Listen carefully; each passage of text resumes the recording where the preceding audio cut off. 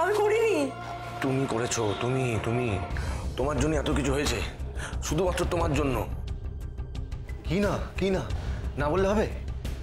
তুমি দায়ী, এ সব কিছুর জন্য তুমি দায়ী, তুমি করেছো এসবের মূল্য হচ্ছে তুমি, শুধুমাত্র তোমার জন্য, তোমার জন্য।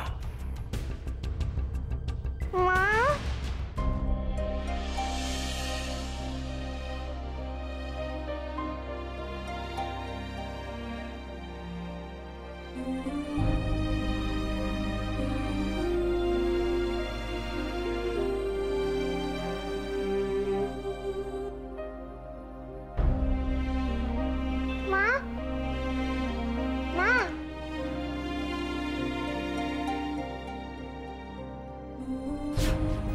আমার জন্য হয়েছে, সব আমার জন্য হয়েছে। দিদি কবি তাহলে? আচ্ছা দিদি, এই কথাগুলো তুমি আর কাউকে বলেছো? ঠিক আছে, আমার একটা কথা শুনবে? কি?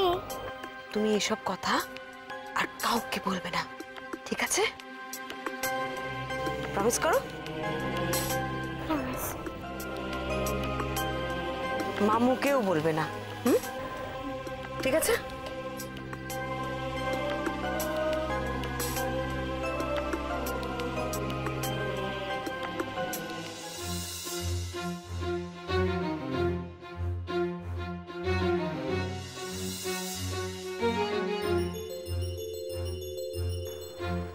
এই তো, এই লোকটাই তো।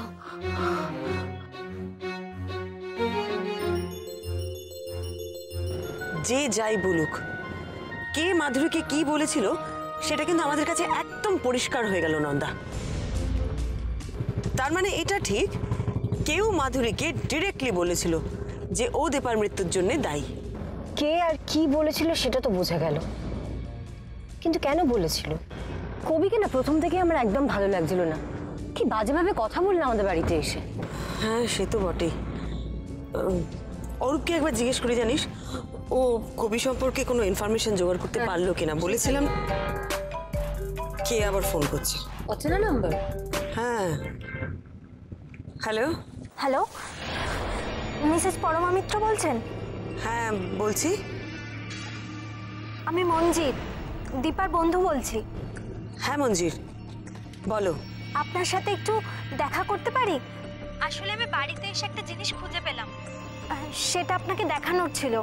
জিনিস?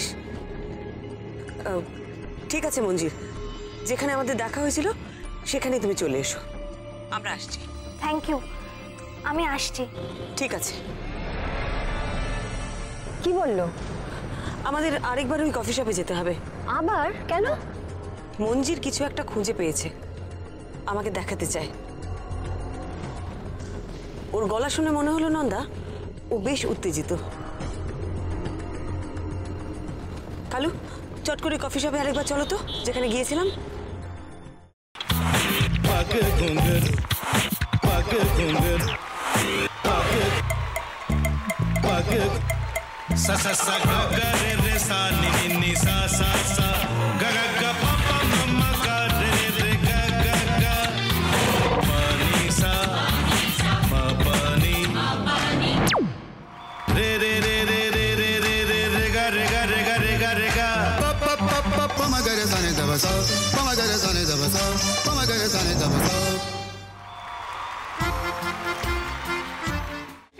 ভাতের সঙ্গেই খায়। তোমার ইলিশ মাছ অ্যাকচুয়ালি ভাতের সাথেই ভালো লাগে। এইবার একটু আরেকটু জল লাগবে। হ্যাঁ, সর্ষে বাটা দিলে তো। তুমি বাজার করেছো কখনো? বাজার করেছি কখনো না, বাজারটা আমিই করি। কোথায় বাজার করো? আমাদের, হ্যাঁ আমি বেলঘড়িয়া, মানে আমি খুব খাদ্য রসিক, সত্যি বড়। হ্যাঁ মানে ধরো শনি রোববার হলেই আমার মনটা চুপচুপ করে। হ্যাঁ দেখো ঠিক হচ্ছে কিনা, তারপর বলো। তোমার যাই এখানে ওখানে খেতে, রেস্টুরেন্টে।